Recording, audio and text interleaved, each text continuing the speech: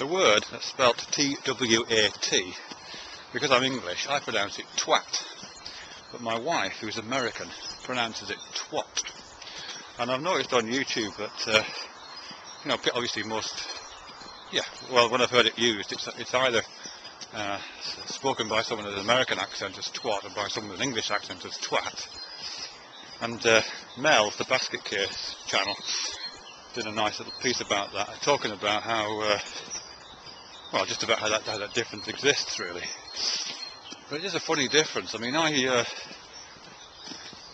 word twat doesn't sound rude to me at all, actually, if I'm honest. It has that, it sounds a kind of polite way of saying twit, really.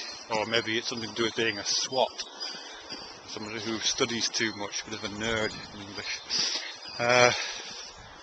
It doesn't have the resonance. It also sounds kind of slightly cultivated, actually, twat, to my ears at least. Obviously I was brought up in the north of England, and that phraseology, it just makes it sound a little bit, as I say, a bit cultured, a bit cultivated.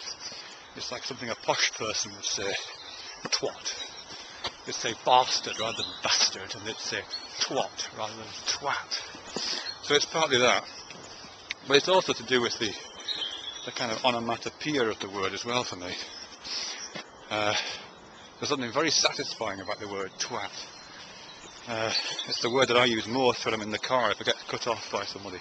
That's the word that immediately jumps to mind. And I think it's because of this onomatopoeic quality. It's very satisfying.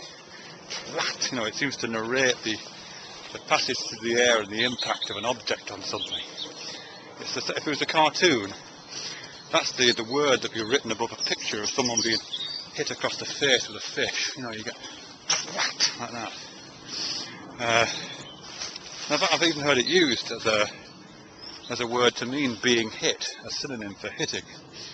You know, so for example, if you were drinking in let's say one of the rougher bars in one of our cities, particularly in the north of England, you might well hear a conversation between people where some guy would say, yeah, this bloke was looking at my girlfriend, so I went over and twatted the fucker.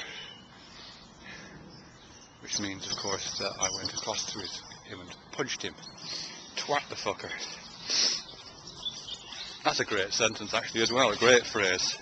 Makes no sense at all. I went across and did something involving a woman's vagina to an act of copulation. But we know exactly what it means because the sound of the words spell it out. Twat the fucker.